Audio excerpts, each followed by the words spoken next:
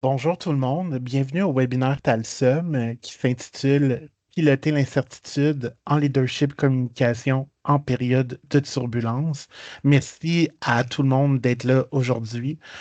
Si vous ne connaissez pas Talsum, on est une firme de consultation en management qui a une expertise aiguë en gestion de changement. Puis c'est ça qu'on va explorer aujourd'hui.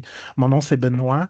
Puis, je suis accompagné de nos intervenantes ainsi que Thomas qui va animer la discussion aujourd'hui. Quelques petites consignes avant de commencer le webinaire. Les participants et participantes seront automatiquement mis en mode sourdine, mais vous pouvez vous poser vos questions à tout moment dans l'espace de clavardage. Il va y avoir une séance de questions à la fin. Le webinaire va être disponible sur notre chaîne YouTube.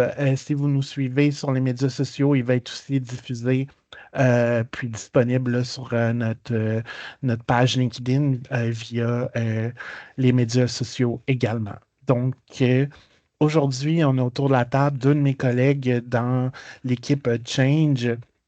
On a Valérie Kim, qui est directrice exécutive, client partner, et Chantal aussi, qui s'est joint avec nous l'an passé, qui a le même rôle. Donc, je passe tout de suite la parole à nos deux intervenantes. Merci. Salut, Merci. Chantal. Allô Valérie Kim, merci On Benoît. brise la glace. C'est notre premier webinaire ensemble, c'est super. Oui, puis on est super content de vous accueillir là ce midi. Merci d'avoir pris le temps d'être avec nous. Donc, on a envie de vous parler de leadership et de résilience organisationnelle en commençant avec la question suivante. Fait que n'allez pas croire que c'est un discours qu'on va avoir. N'hésitez pas à participer, à poser des questions, à intervenir dans l'espace conversé. Donc, la première question qu'on a, c'est, il n'y avait pas la première question, mais je veux dire, la statistique que qu'on a envie de vous partager, c'est, il paraît que, écoutez bien ça, il paraît que les entreprises les plus résilientes ont en moyenne on peut arrondir à 2 fois plus de chances de super performer leurs concurrents en période de crise. Alors, je serais curieuse de voir dans l'espace chat, est-ce que vous faites partie de ces organisations-là? Est-ce que vous avez été témoin de ça dans ce que vous avez vu, dans ce que vous avez observé? On parle de résilience. Je vais vous parler un petit peu plus de résilience. D'abord, on va se donner une compréhension commune de qu'est-ce que c'est la résilience. En fait, c'est notre capacité à surmonter les difficultés, à s'adapter au changement. Il n'y a rien de plus simple que ça. C'est pas pour rien qu'on gagne notre vie à faire ça. Donc, dans des contextes de turbulence, dans des contextes d'incertitude ou tout simplement dans des situations de stress, en fait, la résilience, c'est notre capacité à rebondir, que ce soit individuellement ou collectivement. Fait que c'est très simple. Ça permet d'avancer, à continuer à traverser les différents obstacles. Puis, si on regarde la question suivante, alors Benoît, qui est notre fille Clochette aujourd'hui, donc, selon vous, quel est le plus grand obstacle à la résilience organisationnelle? Donc, je vois déjà Thomas qui nous dit, est-ce que la situation géopolitique actuelle affecte votre organisation? Fait que qu'est-ce qui est le plus grand obstacle? Est-ce que c'est, selon vous, la préparation? Est-ce que ça serait la culture? Est-ce que ça serait l'engagement des équipes? Est-ce que ça serait un mélange de tout ça?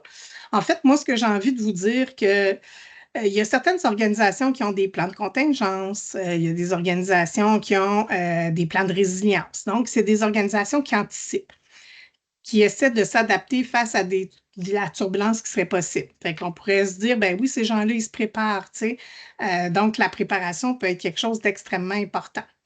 Dans d'autres organisations, je ne sais pas si vous avez déjà entendu parler d'adaptabilité. L'adaptabilité, ça fait partie de leur ADN, ça fait partie de leur culture. Ils mettent en place des pratiques pour renforcer la résilience. Exemple fictif de choses qu'on a observées, Valérie Kim et moi, puis que vous avez probablement vous aussi observé, pour avoir des pratiques pour renforcer notre résilience. Il y a d'abord ce qu'on appelle la gestion de proximité. C'est l'affaire, tu sais, l'affaire qu'on dit que le gestionnaire doit être proche de son équipe. Il doit être à l'écoute. Visible. Le leadership visible, merci Valérie Kim, c'est exactement ça. Tu sais, c'est un leader qui est soucieux du bien-être de son équipe, qui a compris qu'une équipe mobilisée, ça va t'aider à atteindre tes objectifs. Ah, c'est intéressant. Sylvie, elle nous dit, moi, je pense que c'est une combinaison des trois éléments énoncés. Écoute, Sylvie, moi, je suis totalement en accord avec ce que tu dis. Donc, il y a la gestion de proximité. Il y a aussi l'idée de dire, est-ce qu'on peut former nos gestionnaires, puis est-ce qu'on peut former nos équipes pour qu'ils soient capables de développer leur capacité à s'adapter en situation de changement? Tantôt, Sylvia disait les trois éléments qui sont importants dans la préparation. Si on est capable d'anticiper un peu les impacts organisationnels, qu'est-ce que ça va avoir comme impact? Qu'est-ce que ça va créer? C'est quoi notre seuil de tolérance comme entreprise par rapport à ça? Il y a aussi l'élément de culture qu'on dit, est-ce que si on est une organisation qui se donne le droit à l'erreur, est-ce que ça ne va pas favoriser l'innovation, la créativité? Penser en dehors de la boîte va nous permettre d'être de plus en plus résilients comme organisation, puis j'ai envie de même dire plus résilients comme personne. Fait que je suis d'accord avec Sylvie. Moi, je pense que le plus grand obstacle à la résilience, c'est vraiment l'ensemble de l'œuvre, la préparation, la culture, l'engagement des équipes. Dans le fond, je pense que Valérie Kim pourrait même nous faire un parallèle avec le sport et résilience. On va écouter ça, voir quel parallèle, Valérie Kim, tu peux nous faire. Je peux faire? Ben oui, tu sais comment j'aime le hockey. Hein? Oui. Moi, je suis une grande passionnée de hockey et j'ai fouillé un peu dans les statistiques. Puis selon une analyse des performances des joueurs de hockey, il a été observé que les joueurs réalisent en moyenne 15% moins de tirs réussis en match versus en entraînement. Mais je me suis dit, le hockey, c'est une chose. Si on va voir les athlètes de haut niveau, là, nos Olympiens, toutes disciplines confondues, ils voient leur performance diminuer de 10 à 20% en compétition par rapport à quand ils sont en entraînement. Là, vous allez me dire, ouais, mais tu sais, des fois, c'est l'inverse, parce qu'il y a l'adrénaline, parce qu'il y a la présence d'un public, la concentration, le focus, le désir de gagner. Les gens sont meilleurs, les athlètes sont meilleurs. Ah, certains, oui, mais on parle de 2 à 5%. Ce que je veux démontrer ici, là, c'est que tu ne peux pas rebondir plus loin pendant une crise ou plus haut pendant une crise que ce que tu rebondis au quotidien. Donc, il faut se muscler, il faut s'entraîner. Fait que quand on parlait de la préparation, de l'anticipation, avoir un leadership visible, ce n'est pas du jour au lendemain que ça se fait, ça. Ça se construit. Il faut s'entraîner pour que quand arrive la crise ou le grand besoin de résilience, on est prêt à rebondir. C'est le cas de le dire. Il y a aussi différentes choses qu'on peut faire. J'aime glisser ici, se mettre en scène, se pratiquer à se mettre en scène. Là, je fais référence au mois Ing de Sylvain Boudreau, qui est pour moi encore un gourou. Là, ça fait longtemps que ça roule, le mois Ing, mais la capacité de jouer le jeu, de se dire, moi aussi, j'ai des préoccupations, moi aussi, je peux être nerveux, mais de se montrer, de se mettre en scène comme leader pour jouer son rôle. Et ça va permettre vraiment d'exercer son intelligence émotionnelle. Parce que même si on est à l'ère de l'intelligence artificielle, il y a encore place, c'est encore au goût du jour, l'intelligence émotionnelle. L'autre réflexe très simple pour les organisations pour augmenter la capacité de résilience, c'est de prendre soin de la disposition de ses gestionnaires de première ligne. En fait, là, c'est qu'avant de sauter sa glace pour jouer un match, il faut être en shape. Pour les non-sportifs, je pourrais comparer ça à en avion, mettre son masque avant de mettre celui des autres. Il faut que nos gestionnaires de première ligne comprennent les enjeux, comprennent la communication qu'on leur demande de tenir avant qu'ils communiquent avec les équipes. Il faut aussi adresser leurs propres préoccupations avant de s'attendre qu'ils gèrent la résistance des autres. Il faut être transparent mais rassurant à la fois. Fait que c'est un peu ça, mon analogie avec le sport et la résistance. C'est super intéressant de voir cette analogie-là, Valérie Kim. Puis là, je lisais, Sylvie nous partageait, elle disait que la situation géopolitique, elle ne peut pas faire autrement que d'impacter les entreprises, les individus, à moins de vivre dans une caverne. Effectivement, tu sais, des fois, on n'est pas impacté soi-même. C'est notre collègue ou c'est le mari de notre collègue au travail qui est impacté par cette situation-là. Puis tout à l'heure, tu as nommé le mot communication, Valérie Kim. Fait que si on parle un peu plus de communication, on vient de parler de résilience, on vient de parler de hockey. de comment ensemble mieux travailler. Alors, Benoît, si on y va avec la communication stratégique en temps de crise, donc, comment on peut assurer une communication qui soit à la fois transparente et motivante pour les équipes? Si on partageait ensemble une autre statistique, on aime ça travailler avec des statistiques, moi puis Valérie Kim, ça nous aide à rendre crédible notre approche, nos interventions, nos recommandations. Fait qu'encore une fois, paraît-il que si les entreprises, avec une communication proactive, il paraît-il qu'ils peuvent réduire jusqu'à 23 des impacts négatifs sur la productivité. C'est une bonne question. C'est une bonne question, mais tu sais, dans le fond, le Deloitte a quand même une belle stratégie. Fait que quand il énonce des trucs comme ça, 23 ça réduit de 23 des impacts négatifs. En fait, moi, c'est ce que je vois sur le terrain aussi comme intervenante quand j'accompagne les organisations, quand j'accompagne les équipes. Donc, la communication stratégique en temps de crise, c'est crucial, pas juste en temps de crise, hein, tu l'exposais tantôt au niveau de la résilience, Valérie Kim, là. Donc, comment qu'on fait pour être encore meilleur dans nos communications stratégiques? Comment s'assurer d'être transparent puis motivant pour les équipes? Qu'est-ce que vous faites, vous, pour vous assurer d'une communication transparente puis motivante? C'est sûr que, tu sais, moi puis Valérie Kim, on a une liste là, de choses à vous recommander. Il y a des choses que vous connaissez, que vous faites, que vous mettez déjà en œuvre. Exemple fictif, être transparent, être honnête, c'est-à-dire de partager des informations claires. C'est tellement facile à dire, mais tellement difficile à atteindre. Donc, puis, tu sais, vous le savez, la franchise, là, ça renforce la confiance avec nos équipes. Qu'est-ce qu'il y a d'autre qui peut favoriser une communication transparente puis motivante? J'aurais envie de vous dire de l'écoute active, mais je vais faire un petit pas de plus en parlant d'écoute attentive. Donc, l'écoute attentive, c'est-à-dire d'écouter les idées, d'écouter les préoccupations, d'écouter les questionnements de vos équipes, d'observer ce qui est non-verbal, ce qui n'a pas été dit, ce qui n'a pas été nommé, poser des questions pour comprendre, pas pour challenger, vous donner de la rétroaction. C'est toutes des choses qu'on sait. Il y a en masse des livres et de la littérature sur ces principes de base-là en communication. Mais en même temps, c'est tellement un défi au quotidien de dire j'ai une communication à émettre, je prends le temps de la préparer, je prends le temps de voir si les gens l'ont compris. Puis c'est là nos défis parce qu'on vit à 140 km/h, puis on oublie que communiquer de façon transparente puis motivante, ça prend du temps. Puis il faut le prendre, ce temps-là. Il faut impliquer nos équipes aussi. Si on veut nécessairement créer un peu de motivation, de mobilisation puis de l'engagement. Donc, vous connaissez toutes les approches participatives, là, tu sais, vous les connaissez tous, mais ces gens-là ont des idées, ils sont sur le terrain, ils sont capables d'être créatifs. On a envie que ces gens-là, ils soient des acteurs. Ce ne sont pas des spectateurs qui nous regardent aller. Fait que si on les implique, puis on les met autour de la table, puis on réfléchit avec eux, puis qu'on les met dans un rôle d'acteurs et non de spectateurs, ben, en tout cas, moi, ça me motiverait personnellement. J'en connais 2, 3 peut-être ici autour de l'écran aussi. Idéalement, même peut-être tout le monde va être hyper motivé. Puis évidemment, mettre les gens autour de la table, ça veut dire les consulter, ça veut dire d'être prêt à changer notre plan de match en fonction de ce qu'ils ont pensé, en fonction de ce que j'avais en tête. Puis impliquer les gens, ça ne veut pas dire juste nos employés. Souvent, on oublie qu'on a une structure de gouvernance, qu'on a un conseil d'administration, qu'on a des comités d'exécutifs. Ces gens-là, on n'a pas juste à rendre des comptes, on a aussi à les impliquer, à être créatifs avec eux, à trouver des solutions avec eux.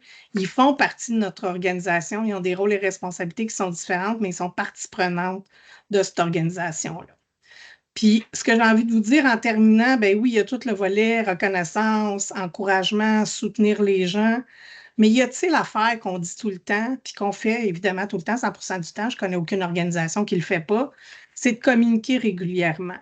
Donc, souvent, j'entends les gestionnaires me dire oui, mais j'ai rien à dire de plus. Ouais, mais toi, tu n'as rien à dire. Mais peut-être qu'eux autres, ils ont des choses à te dire, peut-être qu'ils ont des questions à te poser, peut-être qu'ils ont des préoccupations à te partager. Fait que, tu sais, la communication, c'est pas juste quand on a quelque chose à émettre. Des fois, il faut prendre le temps de recevoir aussi. Fait que prévoyez ces moments-là pour pouvoir communiquer avec vos gens pour que ça soit mobilisant puis engageant. Toi, tu es dans les trucs, moi, je suis dans les règles. Ah oui, parle-nous donc des règles. C'est ça, je vais faire. Mais la première chose, je veux rebondir sur quelque chose que tu as dit, Chantal. Tu dis écoute active, attentive.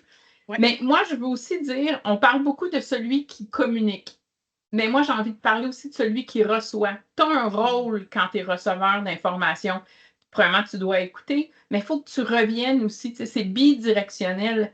Le récepteur devient émetteur. Puis ça, c'est un rôle des fois qu'on oublie. On oublie cette dynamique-là. Là. En formation, on appelle ça « it takes two to tango ». Il faut être deux pour danser. Bien, la communication, là, ça se fait à deux. Il ne faut pas oublier l'autre. Puis mes règles sont beaucoup autour de ça.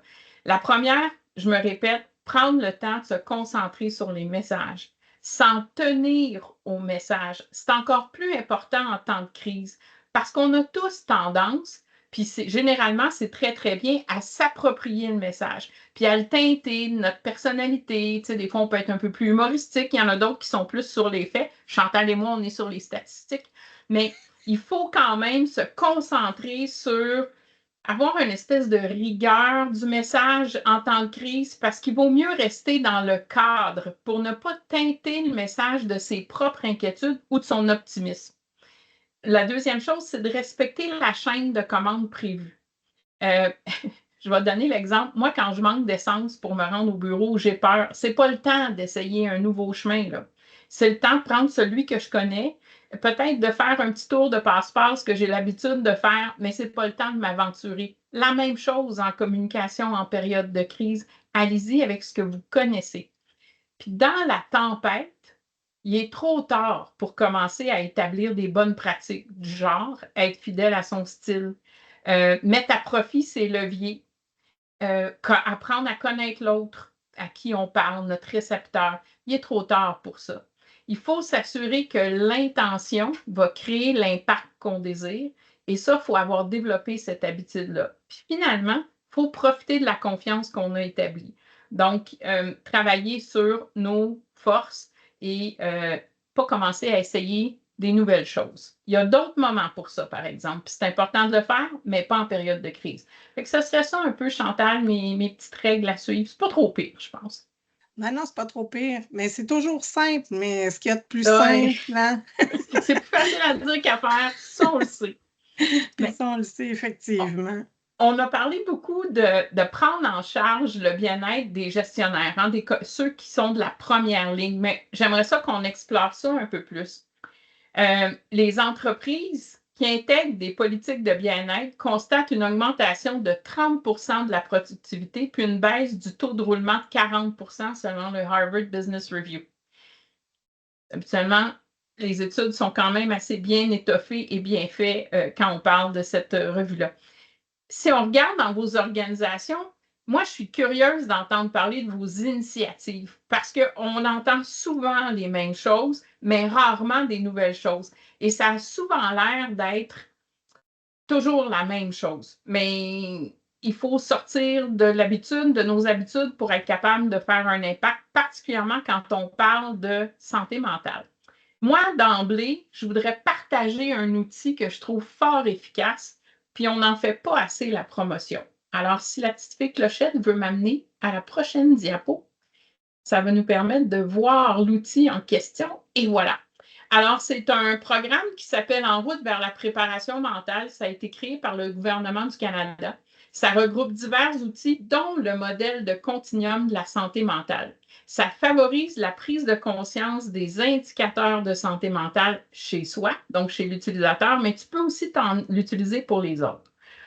On s'entend, ce n'est pas un diagnostic médical. On ne demande pas à personne de sauver la vie de quelqu'un avec ça. Ce n'est pas du tout ça. C'est simplement dire, est-ce que moi, je vais bien? Puis est-ce que je pense que l'autre va bien? Et à partir de ça, poser des gestes qui sont opportuns. Donc, c'est hyper simple. Il y a 6 domaines de santé différents qui nous permettent de déplacer le curseur sur le spectre de la santé, du stress. Comme je disais, ce n'est pas un diagnostic médical, mais c'est un excellent indicateur. Puis il va être sain en entreprise d'établir qu'est-ce qu'on fait dépendamment le niveau où on est. Puis ça peut être des choses comme donner le numéro du PAE, je le sais, un classique qu'on répète toujours, entamer des discussions avec divers intervenants, les ressources humaines, un représentant du comité social, le syndicat, les comités de relations de travail. Bref, on aimerait vous entendre, on est toujours preneurs et ça, c'est une bonne pratique qu'on gagne à partager entre nous. Quels sont les outils que vous utilisez pour vous assurer de la gestion du niveau de stress et la santé mentale en entreprise? Parce qu'il faut aussi rendre disponibles ces outils-là. Il faut aussi déployer les bons comportements. Puis Chantal, je pense que c'est plus l'angle dont tu as envie de nous parler, toi. Oui, effectivement. Puis avant de me lancer dans l'angle des comportements, je vous inviterais à aller écrire dans l'espace conversé. Est-ce qu'il y a des initiatives qui ont été mises en place dans vos organisations pour soutenir les employés pendant des périodes d'incertitude ou de turbulence? Est-ce qu'il y a des choses que vous avez vues ou que vous-même vous avez mis en pratique dans vos organisations? On serait preneuse, moi puis Valérie Kim, à vous lire dans l'espace conversé ou le clavardage, ou nommez-les comme vous voulez, le chat en bon français, là. Donc, je serais curieuse de vous lire. Fait que dans les comportements, en fait, vous les connaissez, les comportements adoptés, des comportements d'empathie, de respect, des comportements de bienveillance. Évidemment, il y a des comportements de soutien, comme je le disais tout à l'heure, que ce soit du soutien envers votre équipe, du soutien envers votre équipe de gestion, mais du soutien peut-être avec des employés qui sont touchés, pas directement dans votre organisation, mais avec leurs conjoints, leur famille, des amis qui sont touchés par la période de turbulence. Des fois, il faut comme ouvrir un peu nos œillères en termes de soutien. Puis évidemment, ça commence par se parler. Il n'y a rien de plus secret que ça que d'avoir un dialogue avec nos gens, de continuer d'être à l'écoute. Tu sais, il faut répéter cette fois, être à l'écoute, questionner, être présent, être sur le terrain avec vos équipes. Il y a d'autres actions aussi, d'autres actions qui me viennent en tête qui pourraient aider à soutenir vos employés. Évidemment, vous le savez, le changement est permanent. On dirait que la seule chose qui ne change pas, c'est le changement. Mais le changement crée de la turbulence, puis on veut la minimiser le plus possible, cette turbulence-là. Fait qu'il faut être à l'affût des signes de fatigue, d'épuisement, mais surtout de saturation au changement, que ce soit des changements qui soient désirés ou des changements qui sont non désirés, qui s'accumulent. Chaque personne a sa propre capacité d'absorption, hein, puis il y en a qui carburent au changement, puis il y en a qui carburent un peu moins au changement. Je m'amuse souvent à dire qu'à la maison, j'en ai 2 qui carburent moins au changement. Bien, c'est ça notre réalité, c'est qu'on est tous différents, puis on a toute une capacité différente. Donc, il faut se mettre en action par rapport à ça, hein? Puis peut-être que des fois, il faut offrir un petit peu plus de flexibilité, réorganiser le travail. Des fois, il faut y aller par des mécanismes plus formels, comme mettre en place des formations, offrir du coaching, accompagner vos gens dans l'action, accompagner vos gestionnaires dans l'action. Donc, c'est bien de les former, c'est bien de les coacher, mais dans l'action, d'offrir du soutien en continu pour les aider à mieux intervenir, puis à mieux détecter. Puis même, j'ai envie de dire, tu sais, il n'y a pas juste nos gestionnaires qui peuvent jouer ce rôle-là, nos équipes peuvent jouer ce rôle-là.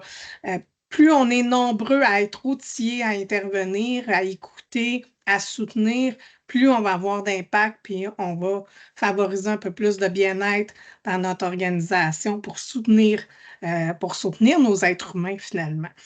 Tu sais, Chantal, ce que je trouve difficile, là, c'est que là, on parle beaucoup d'adhésion, ta capacité de changer, mais ce qui est interrelié aussi, c'est l'émotion face au changement est tellement différente d'un humain à l'autre que c'est dur d'avoir de la prédiction.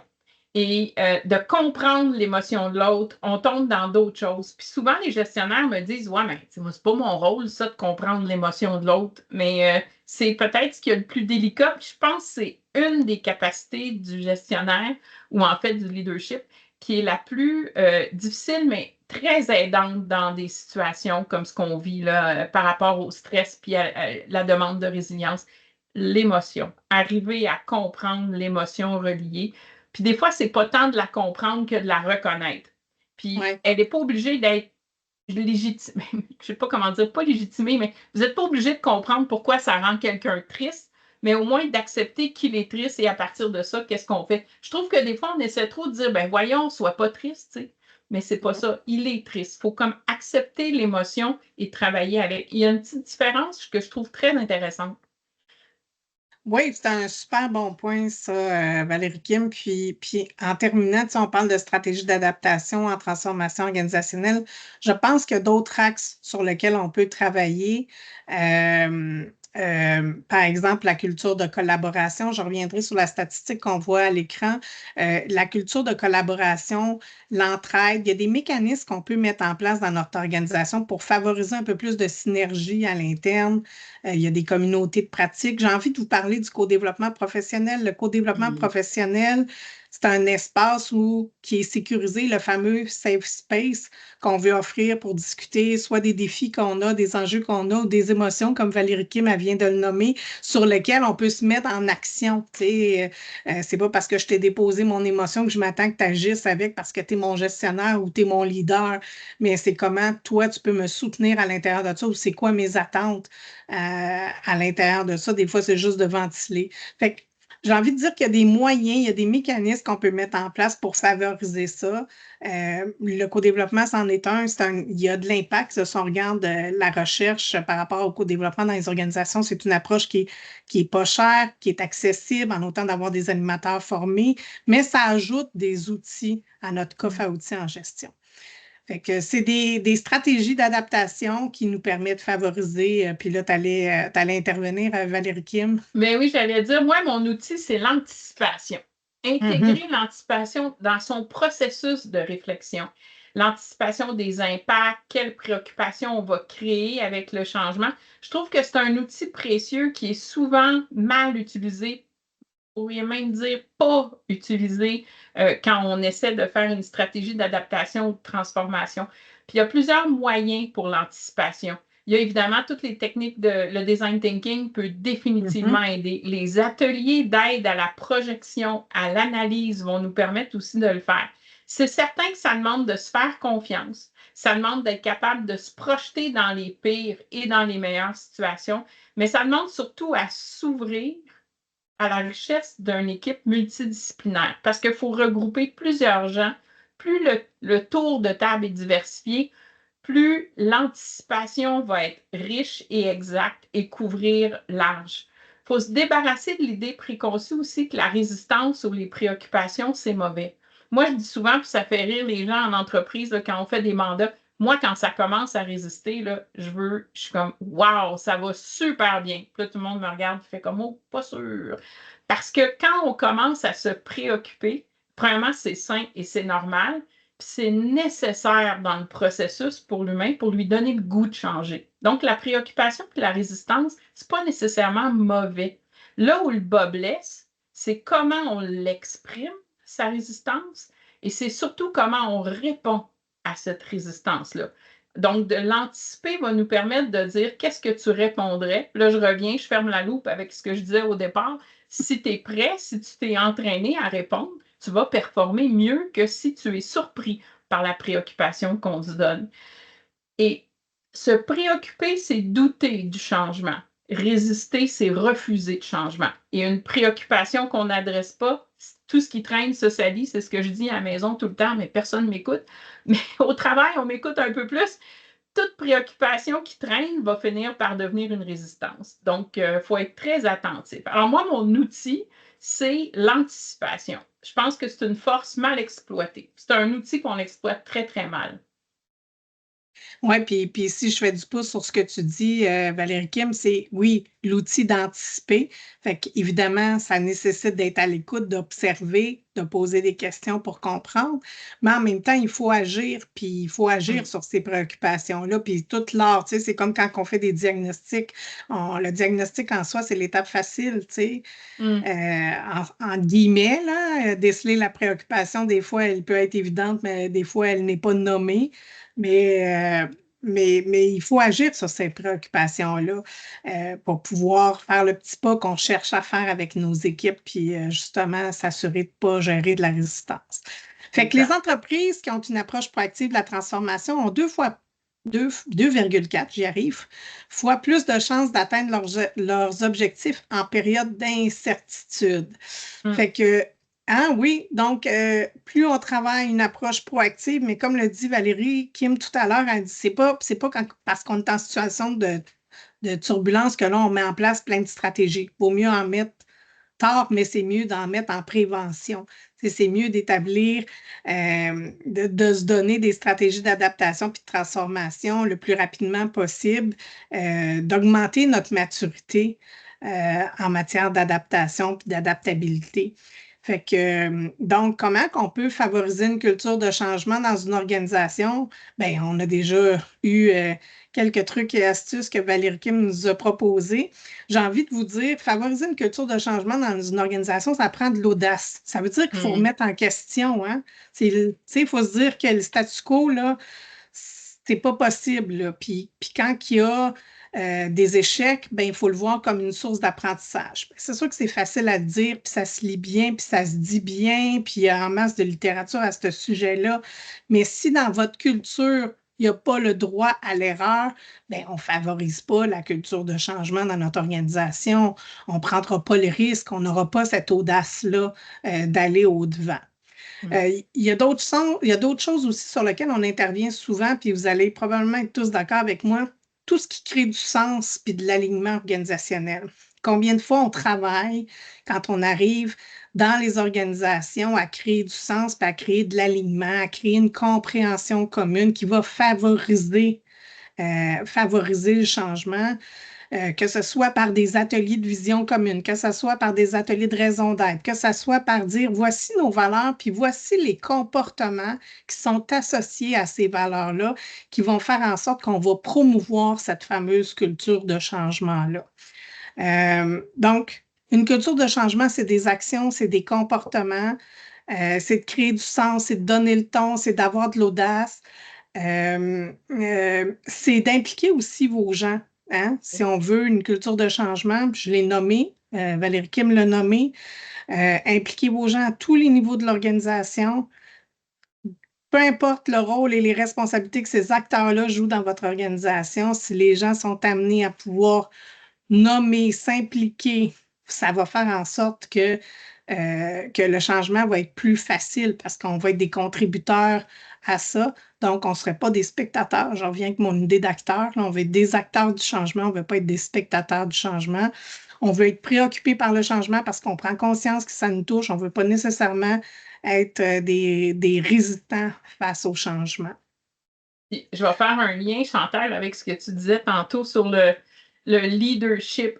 Il faut absolument redéfinir le leadership quand on parle de culture du changement parce qu'on a une vision, la vision du leadership qu'on a, elle est bonne en général, mais quand on veut implanter une culture du changement, on a besoin de donner un crank. Hein? On a besoin de monter son niveau de leadership et c'est important de le travailler. L'autre chose que tu as aussi mentionné, c'est que le leader, c'est pas juste la personne qui a je dis souvent, le leader d'une équipe, moi, ce que j'aime dire, c'est qu'il devrait se tenir à l'ombre pour laisser le soleil à tout le monde, à son équipe. Mais quand on est en changement, c'est plutôt l'inverse. Il doit mener, il doit être en avant pour permettre à tout le monde walk the trail, hein, passer, faire le chemin, mettre les petits pas dans la neige pour permettre aux autres d'avoir plus de facilité à passer. Et ça demande un changement, un mindset, un shift de mindset au niveau du leader. Il faut redéfinir qu'est-ce qu'on veut comme leader du changement. Et souvent, en entreprise, quand on parle de leadership du changement, les gens font comme moi, je me trouvais un bon leader, mais là, Valérie ou Chantal, dépendamment laquelle des deux, là, je me remets un petit peu en question. Alors ça, c'est important d'explorer ça avec nos gens et de définir qu'est-ce qu'on a de besoin. Puis l'autre chose, on parle beaucoup du expérience employée. Puis, je ne sais pas toi, Chantal, si tu le ressens, mais moi, il y a 4-5 ans, quand on s'est mis à me dire, bon, c'est bien beau, tu vas m'aider à rencontrer mon budget, mon timeline, les performances, mais on s'est mis à me demander aussi de créer une expérience à travers le changement. J'ai fait comme, oh, ça, c'est une nouvelle demande. Maintenant, on est de plus en plus habitués, mais bien gérer le changement, bien gérer des périodes de crise comme on le fait en ce moment, ça contribue énormément à l'expérience employée dans l'entreprise. Oui, puis j'ai envie de faire du pouce, revenir sur ce que tu disais par rapport aux leaders. Moi, j'ai déjà un leader qui me dit c'est facile la culture de changement. Tu sais, moi, je délègue ça à mes équipes. Ah, ça, c'est intéressant. C'est une façon de voir les choses. C'est une façon de voir les choses, mais c'est une façon qui marche pas. En tout cas, j'ai pas vu de recette qui marchait dans ce sens-là. Tu sais, ça se délègue pas, là. Quand vous êtes leader, vous êtes observé, vous avez la caméra sur vous, tout le monde vous observe. Alors, si vos comportements sont pas en lien avec la culture de changement qui est souhaitée ou que vous nommez dans votre organisation, si ça, c'est pas en adéquation, mais nécessairement, ça crée des questionnements qui sont normaux, qui sont légitimes, puis ben, ça crée du désalignement. Tu sais, Puis ça me donne le goût, Chantal, de partager ma statistique de Procy préférée. C'est celle qui dit que, et j'adore ces deux statistiques. La première, c'est 80% des employés, lorsqu'ils sont questionnés, parce que vous savez que Procy, aux 2 ans, fait des grands sondages, et c'est la première chose quand j'ouvre mon petit livre que je vais voir. Maintenant, c'est rendu informatisé, mais à l'époque, c'était un livre, c'était plus un bottin téléphonique. 80% des employés disent que la personne qui les a plus aidés dans leur changement, c'est le superviseur immédiat, donc la première ligne de leadership. Personne n'est surpris. On fait comme ah ouais, OK. Quand on se retourne puis on pose la question au leadership de première ligne, étiez-vous prêt? C'était 15%. On est rendu autour de 30-32%, mais ça reste quand même petit quand on pense à l'importance que ça a. Et je pense qu'on revient beaucoup au leadership quand on parle de la culture du changement. C'est une culture, là, on propose puis les gens en disposent. C'est ce qui est le plus difficile comme changement. Ben, c'est la même chose avec le leadership. Il faut que le leadership soit là pour le proposer, il faut qu'il marche dans la trail, il faut qu'il donne l'exemple pour être capable de faire adhérer les gens à cette culture-là. Il était 54. Oui. Je pense qu'on peut ouvrir. On a eu un auditoire hyper sage. On n'a pas eu beaucoup de participation, mais Thomas et Benoît, si vous êtes d'accord, on pourrait ouvrir. Comme à la période d'entraînement avant un match de hockey, là, on est prêt. On est dans les buts. La période de questions est ouverte. Oh, un à la fois. Un à la fois, hein, Valérie-Kim? Ouais. Ben, je vois que Thomas met un lien vers nos expertises. Je ne sais pas, Benoît et Thomas, si vous aviez un commentaire de fin. Ah, il y a Sylvie qui lève la main. Sylvie, fidèle, tu es là dans le chat, tu es là en levant la main, on va t'écouter. Ah, je pense qu'il va falloir qu'elle utilise le chat ou que... Je pense que l'ouverture du micro ne fonctionne pas. Sylvie? Oui, ça a l'air de fonctionner. Oui, ça fonctionne. Bonjour tout le monde. Merci. Vous m'entendez bien? Oui, très bien. Merveilleux. C'est ça, c'est soit le micro ou la caméra, là, je remarque. Rapidement, je vous pose la question parce que j'étais à une rencontre, puis là, j'ai le défaut d'être candide, franche et transparente. Il y a une semaine ou deux, j'étais à une rencontre au PMI Montréal, là, parce que je suis membre, justement en gestion du changement, pour me mettre un peu au parfum. Et j'ai posé la question très directement, fait que j'aimerais vous entendre. On parlait tantôt là, de la situation géosociopolitique. Dans un contexte, évidemment, d'entreprise, moi, je suis consultante indépendante, mais je suis obligée d'en parler maintenant. Et là, je vous donne l'exemple. Je travaille présentement avec un client qui, de par la nature de son entreprise, ne sera pas impacté par ce qui se passe aux États-Unis. C'est une communauté religieuse. Je ne peux pas la nommer. Mais moi, j'essaie de faire comprendre que nous, comme équipe, on est 7-8 dans un collectif assez pointu en TI, que nous, on va être impactés. Okay? Et qu'il il faut garder ça en tête parce que c'est ça, dépendant de ce qui va se passer. Alors donc, et là, j'ai des gens qui font, encore là, communauté religieuse, je ne veux pas être méchante, très feutrée, très enclavée, OK? Et là, ils ont fait comme, oh, OK, oui, regarde, vous, ça ne change pas votre vie, mais nous, oui. Alors donc, la question que je pose, puis je l'ai posée la semaine dernière, et là, je parle plus à vous aussi qui travaillez en entreprise, comment on aborde ce sujet-là? Comment vous abordez ce sujet-là avec vos clients? Ou est-ce que c'est vous qui l'amenez à la table, vous attendez que le client vous en parle? Comment ça se déroule tout ça? Moi, Chantal, je peux peut-être y aller. Moi, de ma nature, là, ceux qui ont travaillé avec moi ou même chez le client, je le dis, moi, j'ai une petite nature petit bulldozer. Moi, j'amène les choses, je nomme l'éléphant. Je ne connais pas beaucoup Chantal. Ben, je connais Chantal quand même, mais ça fait pas un an qu'on travaille ensemble. Connaissant Chantal, je pense qu'on a pas mal le même style là-dessus. Moi, je l'amènerais. Et Sylvie, Chantal a dit quelque chose d'hyper important tantôt, puis je vais le reprendre, c'est penser que soit on n'est peut-être pas touché, mais dans l'entreprise, mais à la maison, ça ne veut pas dire que ça ne me stresse pas. Ça ne veut pas dire que économiquement, ça ne met pas de la pression sur la famille. Ça ne veut pas dire que mes enfants, mon conjoint, ma conjointe n'est pas touchée.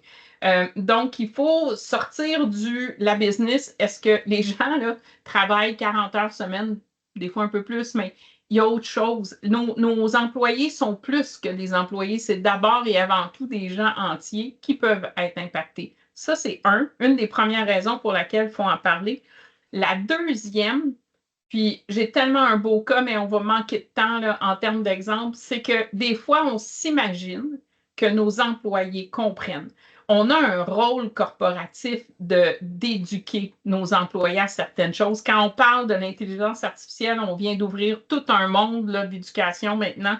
Mais des fois, nos employés, quand l'entreprise est touchée, ne comprennent pas bien pourquoi on est touché. Il faut prendre le temps de s'arrêter et d'expliquer ces choses-là. Nous, on l'a fait hier, hein, Chantal Olivier a regroupé tout Alstom, puis on a eu une conversation autour de comment ça nous impacte comme humains, comme entreprise, comment ça impacte même nos clients, pour nous habiliter à naviguer à travers ça. Et ça, c'est important. C'est aussi ça le rôle, c'est le citoyen corporatif de l'entreprise. Chantal, je te passe la balle, j'ai peut-être oublié quelque chose dans ma réponse. Ben, en fait, moi, je ferais le lien aussi sur ce que tu as dit. Tu as parlé de préoccupations tout à l'heure, là. Les préoccupations, ils sont normales puis ils sont légitimes, peu importe d'où qu'elles viennent. Fait qu'elles soient en lien avec un contexte que la personne vit ou avec son historique passé ou en lien avec ses peurs, il faut le prendre en considération. Puis Valérie Kim, tu l'as dit, il faut s'asseoir, il faut se parler, il faut nommer les affaires. J'ai parlé de dialogue tantôt, c'est ça le dialogue, c'est avoir ces conversations-là, les nommer, évaluer l'impact de ces conversations-là que ça a sur les gens, sur l'entreprise, sur les clients que vous desservez, sur votre vision, sur votre mission. Fait qu'il y a plein d'angles, mais nécessairement, moi, j'opte clairement pour nommer les choses, pour se mettre en action, pour minimiser l'impact et la turbulence que ça peut avoir. J'espère qu'on répond bien à ta question. Oui, merci beaucoup. Merci, Sylvie. Benoît, on te laisse la fermeture. Oui, absolument. Merci à nos intervenantes, Chantal, Valérie Kim. Merci à tout le monde d'avoir participé.